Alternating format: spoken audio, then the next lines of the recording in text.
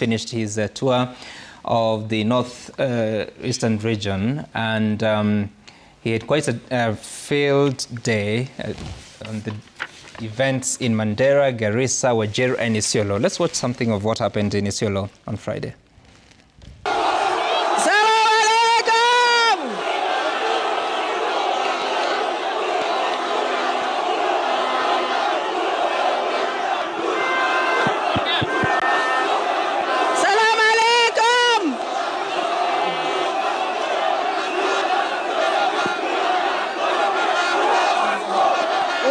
Ukirusha mawe. Salaam alaikum. Poleni sana. I think there is nothing to talk. Ninyi vijana hapa nyamazeni. Yes. Sikizeni vijana. Yes, nyamazeni namna hiyo. Kwa sababu maneno mnayotaka tutasema hapa. Sawa sawa? Na mimi nataka niwaeleze wananchi wa hapa Isiolo wanataka mambo yao ya maendeleo izungumziwe na ipangwe twende mbele pamoja. Watu wa Isiolo, ni kweli ama si kweli? Ni kweli ama si kweli? So mimi nataka niwaeleze nyinyi vijana, nyamazeni. Hata kama nyinyi ni watu wa Guyo, nyamazeni. Tumeelewana? Mimi nataka tuendelee pamoja. Leo mimi nataka niwaambie kutoka hapa Isiolo, sasa barabara ya lami itaenda mpaka Kulamawe, iende mpaka Modogashe, na itoke Modogashe hiyo barabara vile vile. Okay, so that was Isiolo, a mixture of local and national politics, some people there heckling the local leaders, some heckling the president, expressing their dissatisfaction with the things of how they are going. But also early in the week, he was in, I believe it was Garissa and Wajir, and he said something about how Kenyans in that region have been applying for the identification documents. Watch this. Ile vetting ambayo imesumbua wananchi wa Northern Kenya kwa miaka 60. Leo nimesema hiyo maneno ya vetting iondolewe, ndio vijana wote wa Kenya wapate vitambulisho vile wa Kenya wengine wanapata vitambulisho bila ya matatizo. So allow me to begin with you on this one, Mheshimiwa Kenan. I don't know if you're in Isiolo, and you can give us a better picture of what exactly was happening there. But secondly, on the question of identification cards, because there's been a bit of a reaction, maybe to again paint us a picture of what Kenyans in Northeastern have to go through in applying for identification documents. Thank you. I think this is a historical issue. And some of us who have been affected by that particular discriminatory actions by both the colonial government, the Kenyatta government, the Moi government, the Kibaki government, and the Uhuru government illegally, feel relieved. Historically, first of all, I think the Somalis are not the only community that cuts across two nations. Okay? Mm-hmm. It's a fact that the Somalis are now the second most populous community in the continent, in Africa, after the Ormos. And they live in Ethiopia. They are the third largest after the Ormos and the Amharas. The Somalis live in Djibouti, 90%. Over 90%. The Somalis live in Somalia. The Somalis live also in Kenya. And right now, the Somalis are now actually the second or first widespread community actually in the world, overtaking the Jewish. Mm-hmm. That being the case, we need to put this into a historical perspective. Over the years, we must accept Kenya is a nation of many nation states. Many tribes, I think, let me put it this, comprising of many regions. Mm-hmm. But the issue of, first of all, IDs, this discriminatory practice has a bit of colonial history. It was there. Initially, it was meant for the Africans. I think the first law was enacted in 1948. Then the second law, the Citizenship Act, was again enacted, was, I think, amended in 1963. And after 1963, the whole thing became a Northern Kenya issue. And by the way, it's not a nothing per se. It applies to so many other communities, border communities. Northern Kenya issue are the predominant communities. It also applies to the Arabs. It also applies to many border communities. But silently, some have been removed. So right now, that has become an issue for the Northern Kenya communities because of historical issues I'm going to delve in. The Arabs, and some few communities like the Maasais. This brings back to the question. Forget about even the historical issues. You remember, after independence, there was this issue of the secessionist movement by certain groups within Northern Kenya. Very few of the residents actually then subscribed to that particular movement. But what the government did then was to over-legislate. They came up with so many laws. One of it was called the Indemnity Act. I'm sure my brother here is familiar with this. The content was actually to indemnify the soldiers from all the actions. Anything that they did in Northern Kenya was legal. You could not take them to court. We had the District Contagious Act. We also had the infamous screening regulations of 1990. But after the advent of multipartyism in 1991, some of these things were removed through presidential pronouncement or through regulations. The substantive amendments actually were not done. And then came the August 2010 Constitution. Now, the August 10 Constitution did away with two things. They gave a proper interpretation to who can be a Kenyan citizen, by birth, by naturalization, or by other means. So, by birth, that was clearly provided for in the Constitution. Right. And then dual citizenship, that was again provided for in the Constitution. Now, this vetting still remains in our books. You are aware that presidential pronouncement actually constitutes one of the sources of law in areas where there is a lacuna in the interpretation. The first source of law is the Constitution. The second are the statutes and many others. Where there is lacuna, the president can give through, he may disagree, but where there is a lacuna, presidential pronouncement can constitute. But that again must be properly ratified in a legal platform. Now, what the president did was to actually to give meaning to the provisions of Article 27. You can read, as read with Article 28, Article 47, and even Article 10. So what the president did, and you need to put yourself in this vetting has been there. But in our minds, it was meant to target few communities. Take, for example, I am a Kenyan of Somali origin. I've never been to Somalia. I've been to Somalia once. Okay? This is my country. But the kind of things that we go through in getting IDs. So help me here, and all of us here. A Kenyan in, say, Garissa or Eldas wants to apply for an ID. Yes. What is the process like? The process is, first of all, there has to be a vetting committee at the village. A vetting committee comprising of the provincial administrator, whoever is the head of the provincial administration, the CID, the NIS, the chief, and then particular vetted elders, okay, who are identified through the system. They take you through. Even after that, the same is again sent to the usual bureaucratic intelligence or security-driven process. You are again vetted. It can take 2 years, it can take 3 years, it can take 5 years for you to get an ID. That has been the process. Okay. So the question is, we are past with that secessionist movement. Kenyans have decided to remain Kenyans, to be united. Why is this regulation still in place? Why are people of Northern Kenya still subjected to this? If it's the issue of communities that cut across, you remember, Muda Wori was the Vice President of the Republic of Kenya. His brother, Agri, his real brother was the MP for Samia, Buluge, on the other side of Uganda. You have never had his identity being questioned. There are Maasais who live in Kenya who have their relatives on the other side of Tanzania. There are Luos who live in Kenya, but they have relatives in... Let me finish this. Yeah. And this is the gist. Who live in Kenya, but who have their relatives in Tanzania, Uganda, Southern Sudan. There are Turkanas who live in Kenya who have their relatives in Southern Sudan and Ethiopia. This particular thing actually was tailor-made. You see, this is a very progressive community. Very progressive community.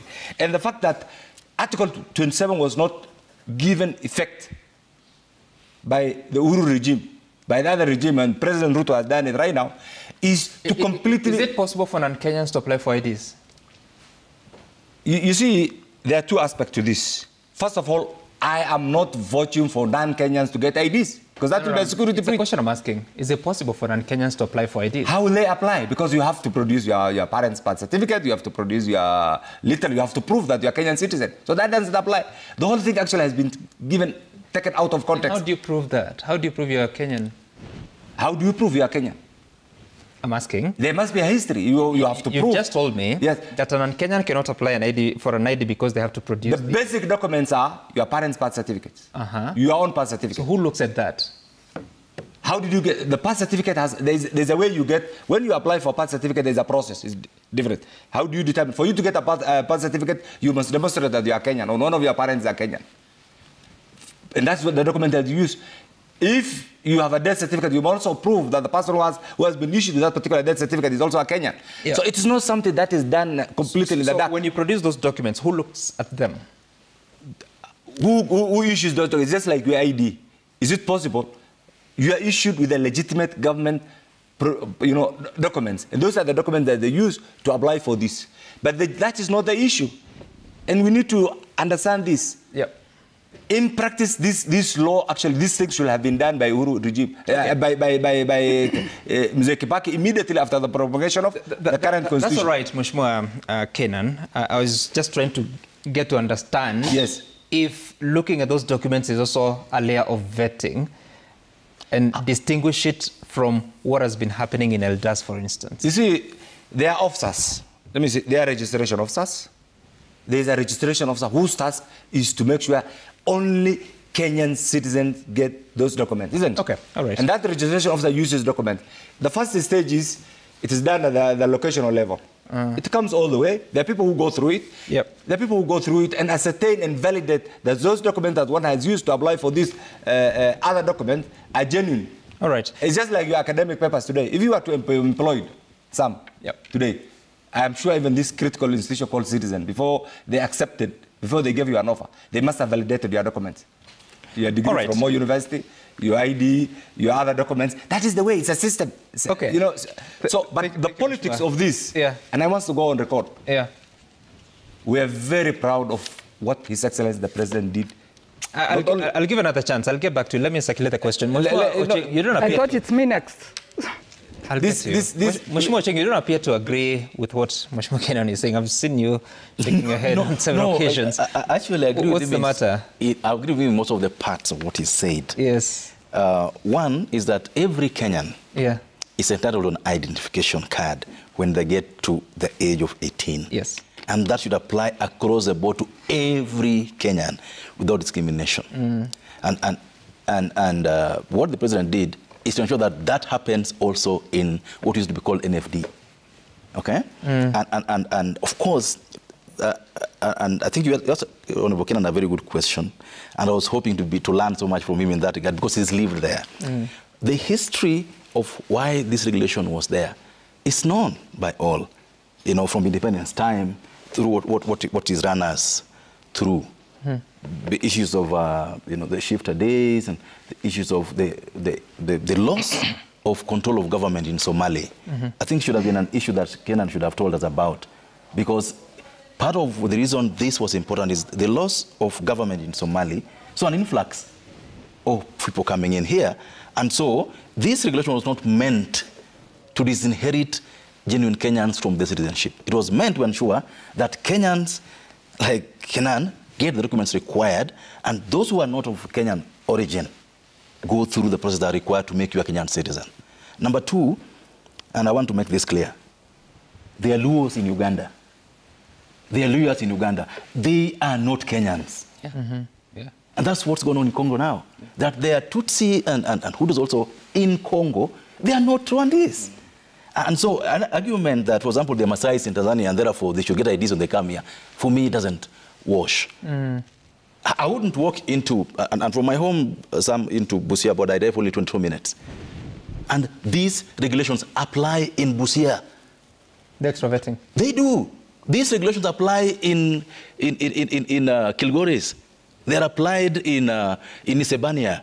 They applied in Luahaha. They applied in Namanga. What is that?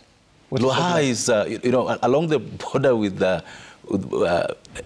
Kenya and Uganda. There are so many other ports apart from Busia you can use.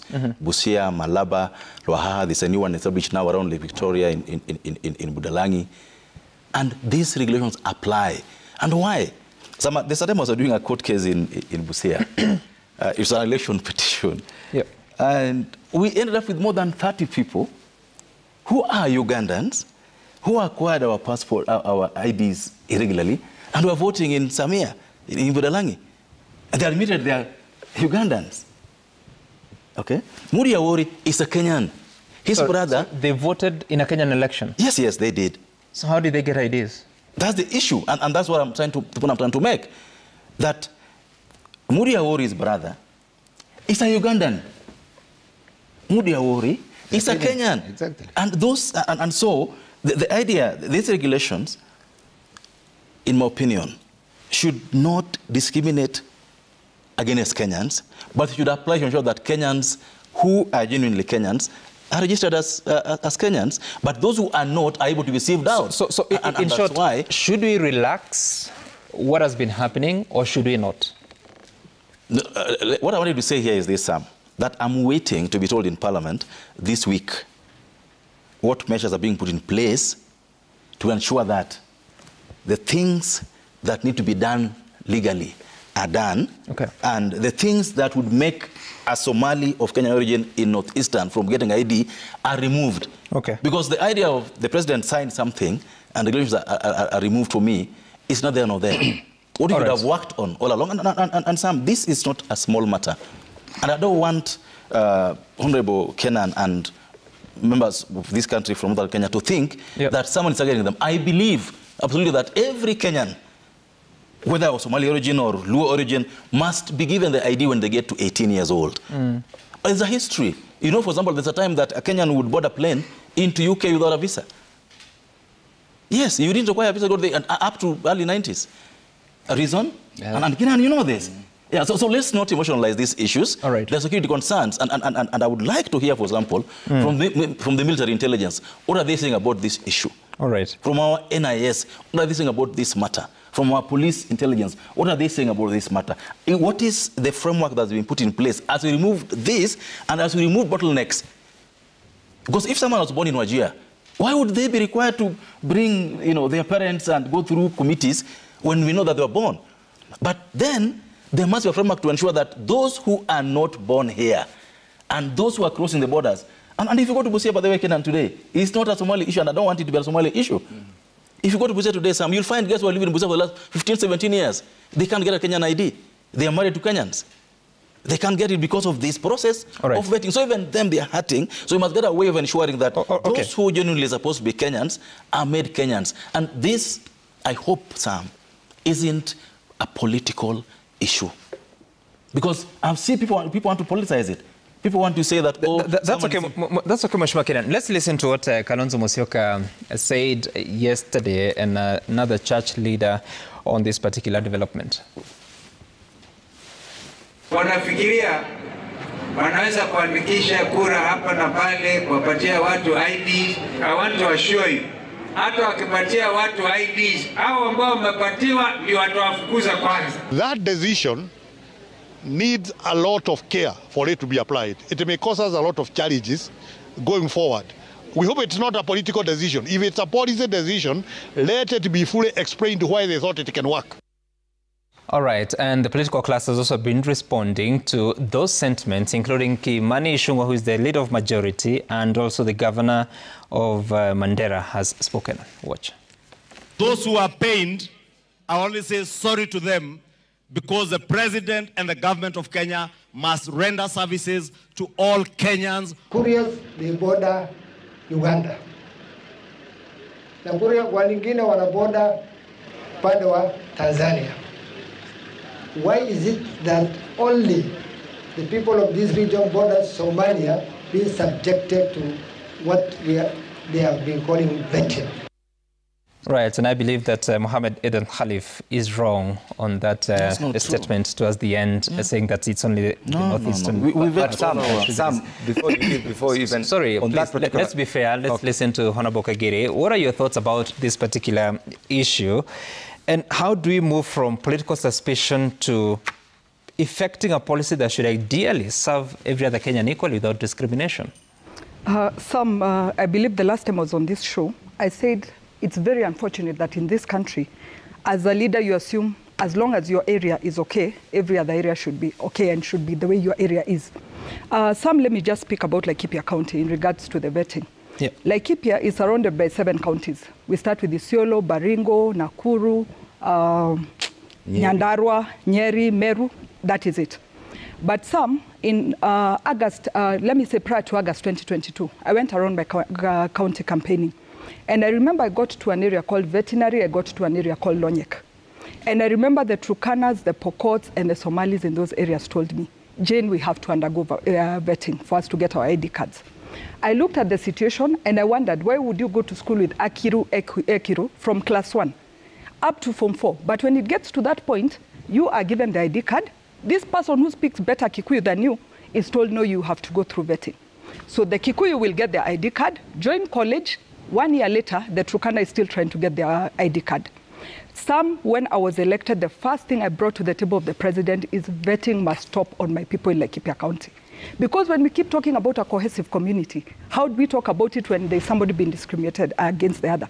We talk about cattle rustling or problems that we have of security in Laikipia County. How are we going to overcome them if at the end of the day, an 18-year-old Pokot or Turkana is not going to be given their identity cards for them to progress in a better way in their lives? They are left to the ground to keep being vetted. A committee has to sit. They have to decide, is this guy Kenyan or is he not Kenyan? Some, I want to give you a very simple example. There's a time I traveled to Cape Town. And as I was standing in immigration queue, one of the immigration officers came shouting, is there a Kenyan on this queue? And I remember lifting up my hand. So this guy comes to me and tells me, please come to the front of the queue. I find a lady standing there. She has a Kenyan passport. And so this guy, the immigration officer, tells me, do you have the BCG injection? It is that day I knew that this is usually a Kenyan identity. So I show them my hand and they're like, okay. Then he tells me, say hello to this lady. So I told her, Sasa. She could not respond. But her passport is written Chebet.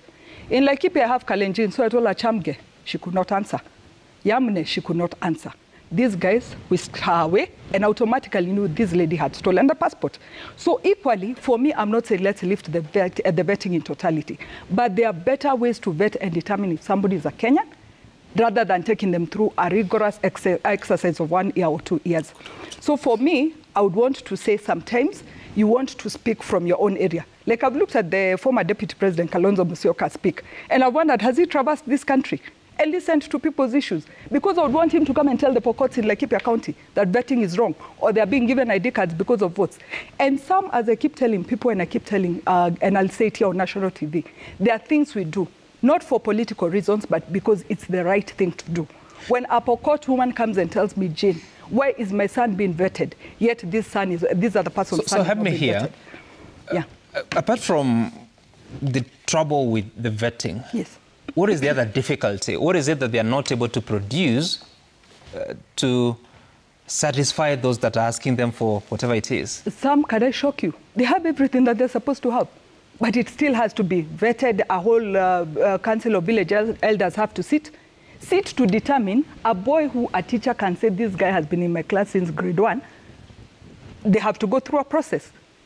So that is why we were saying that is discrimination, because we have better ways of determining. Is this person from those committees, they stand on the strength of what law? I would want to also know. I'm not a lawyer, but I believe there must be a basis of why they do all that. The bit that you are trying to... Sorry, Mheshimiwa Kenan. Jerry has been quite quiet. Okay, Jerry. I was listening. I give people time to speak so I can... Sure, help us here. And also looking at the question of what law supports all this that Mheshimiwa Kagere and Mheshimiwa Kenan here says is discriminatory.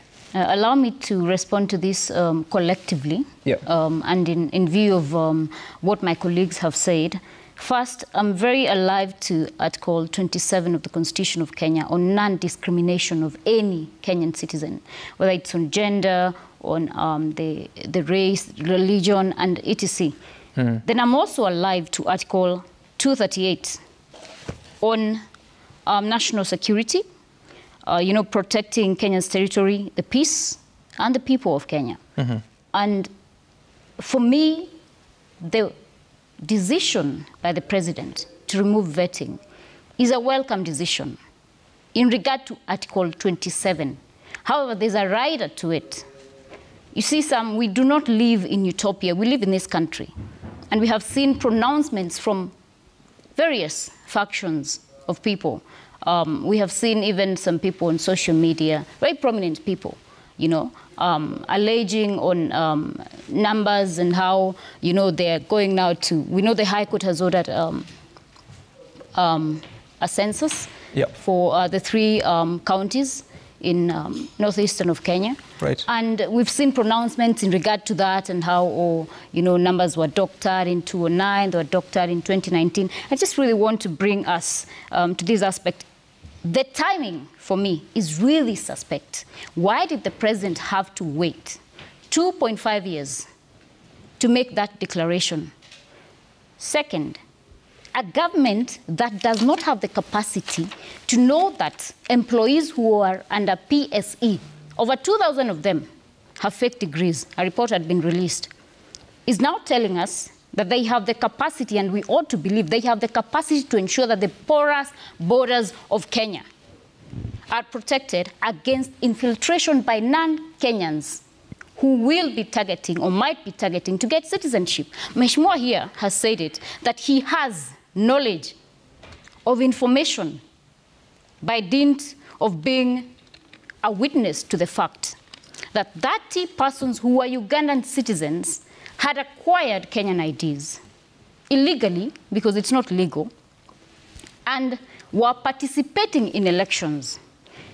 Some, we went to, we know there's Somalia, there's Tanzania, there's Ethiopia, there's Sudan. Of all those countries, the most unstable, and for eons, I think even prior to me being born, because Somalia has been unstable for over 30 years, we had very serious attacks on Kenyan sovereignty. The constant factor, and we have to speak to the facts because it is public information, the constant factor in all those attacks, the Garissa University attack, the Dusit D2 attack, and other various attacks, the Westgate Mall attack, is that those dissidents came from a particular region, entered Kenya, infiltrated government, and killed Kenyans on citizen soil because of even foreign policy decisions. I remember the 2019 attack was an issue with the then president of the US, Trump, declaring his support for Jerusalem to be the city of Israel.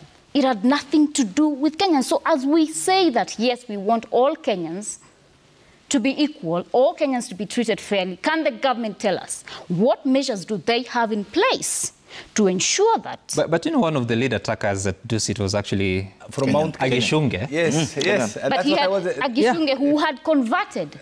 To what? Had he been vetted? No. I think that's a very serious, very serious. Sorry, it's her time. No, let me finish and then you respond to that. Yeah.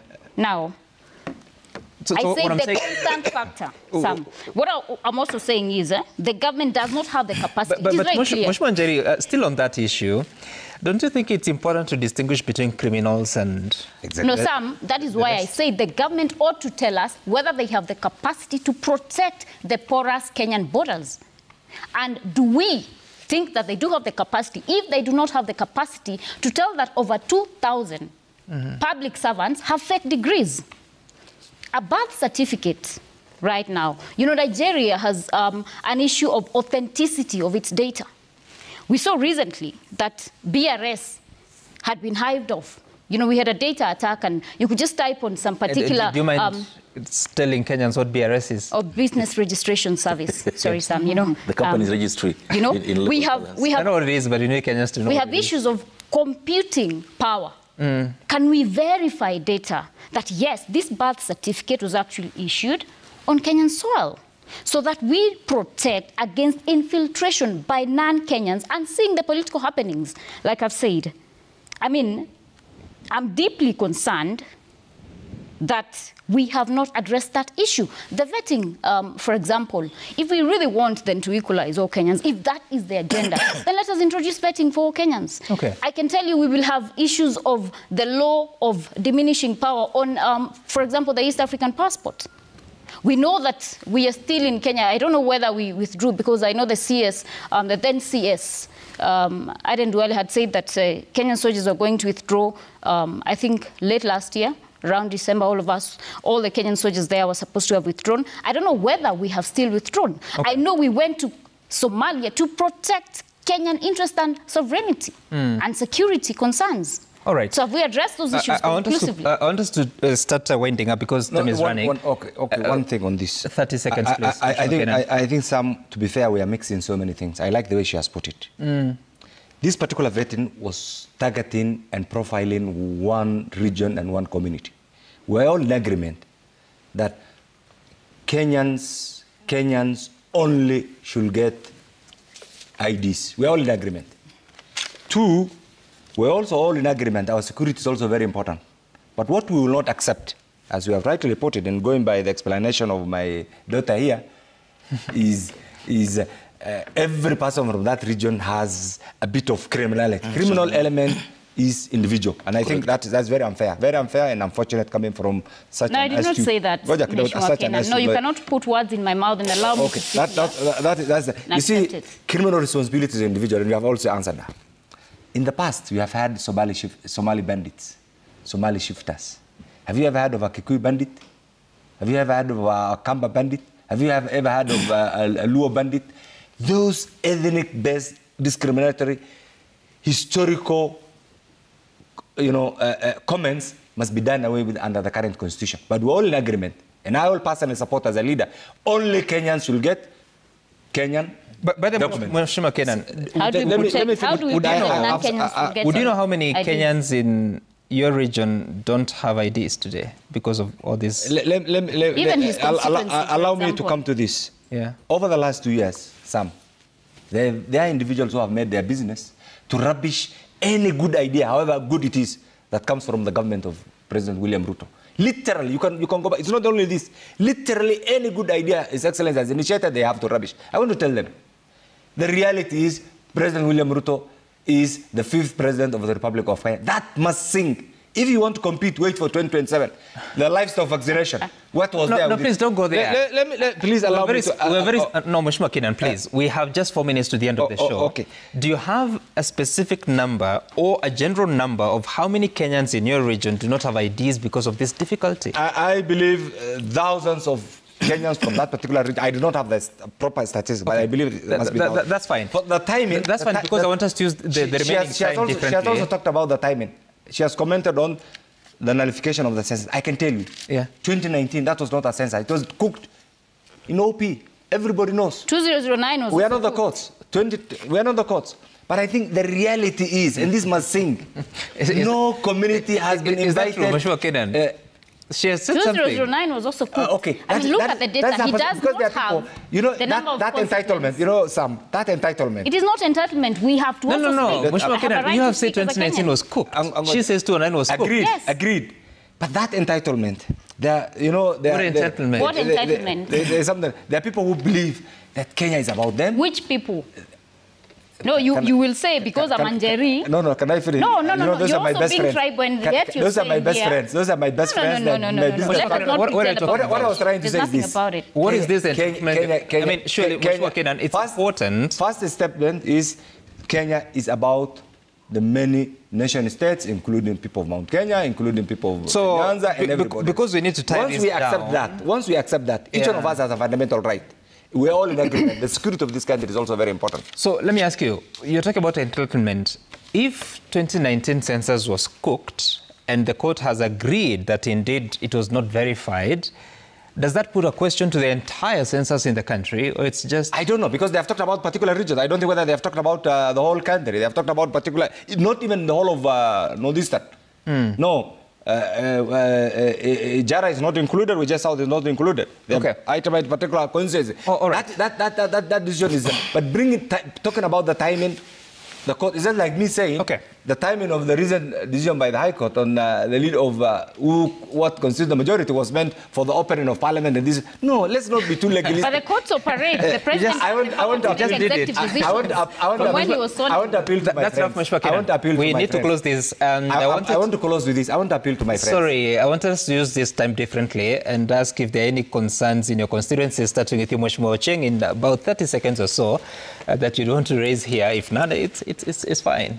You know, I think for me, in my constituency, the issue about promises being made by government and they don't fall through.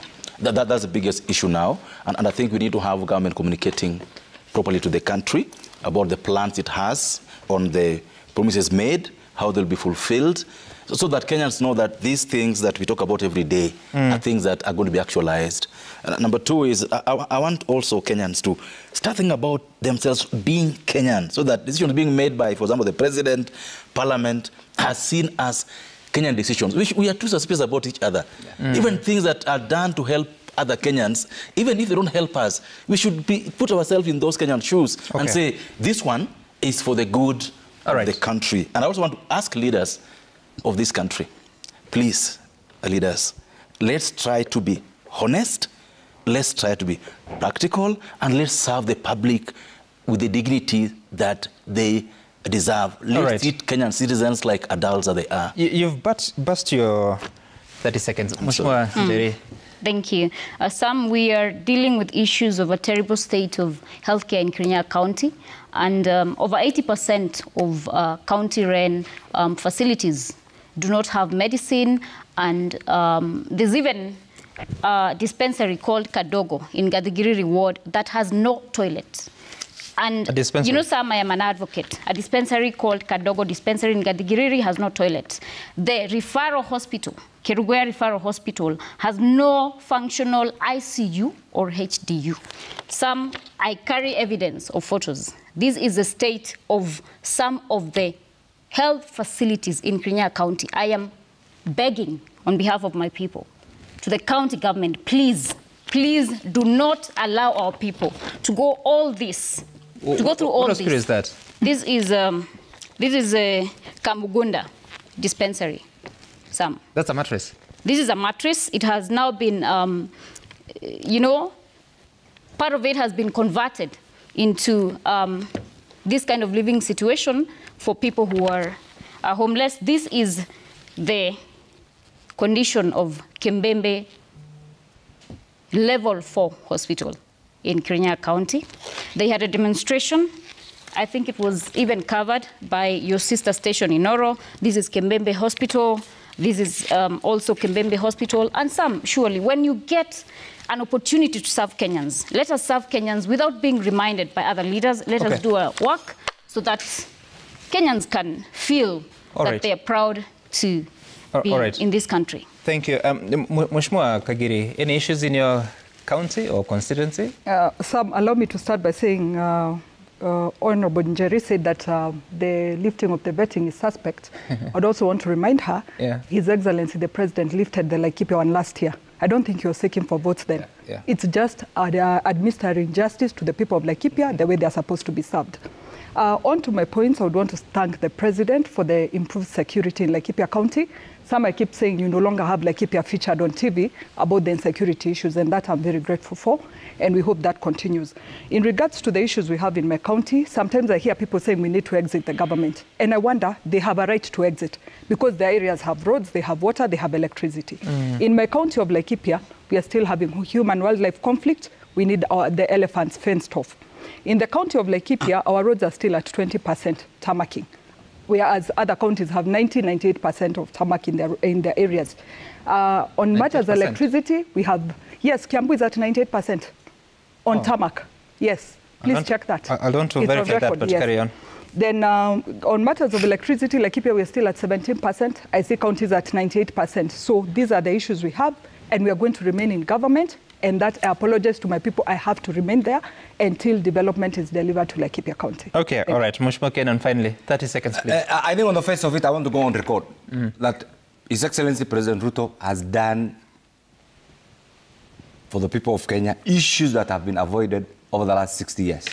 And we, the leadership, are indeed proud of the President's action, the President's activities, and all the things that he has initiated over the last 2 years in Northern Kenya are more than what we have got actually over the last 60 years.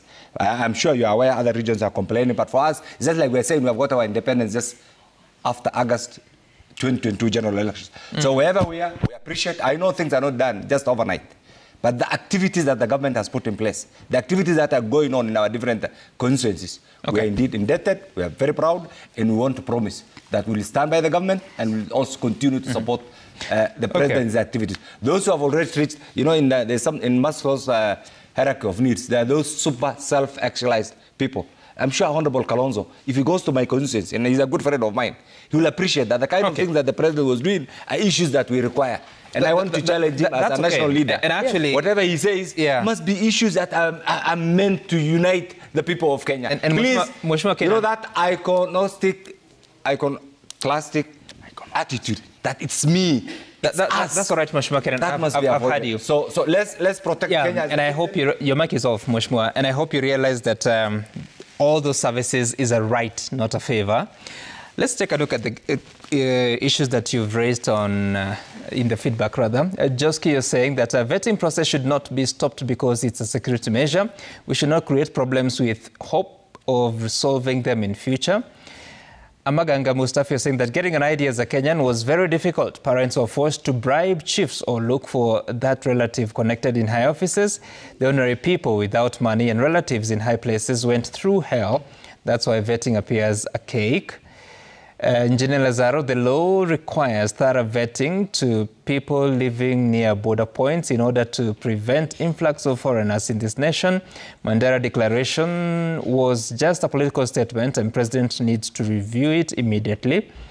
Sanixon Dogire, you're saying, I suggest there be a particular law dealing with vetting of those living along the border, our borderline, such that IDs will not be issued to those living across, for instance, Uganda, Sudan, Ethiopia, Tanzania, and Somalia. And Karose, you're saying that we need leaders like David who are independent-minded and always speak their minds. In the future, Kenyans must do away with flower girls and boys masquerading as leaders. Wow. Did you just insult our leadership? But thank you so much, Mheshimiwa Jane Kagiri, for making time for us, Mheshimiwa Dr. Eden Kenan, Mheshimiwa Njeri Maina, and Mheshimiwa David Ocheng for making time for us of this conversation. Of course, we'll continue to monitor what's happening in the political space. Yesterday, the former Deputy President, Rigathi Gachagua, gave an interview to vernacular stations and said that he will be unveiling a political party come May 2025, and says that from what he has collected from the ground, the region, Mount Kenya, has decided it will never again support Dr. William Ruto, that it will never again run under Kenya Kwanza or even UDA. He said several things. He'll be breaking them down in the coming days. And of course, subsequent bulletins from now. My name is Sam Gituku. See you again some other time. Bye for now. Have a good day.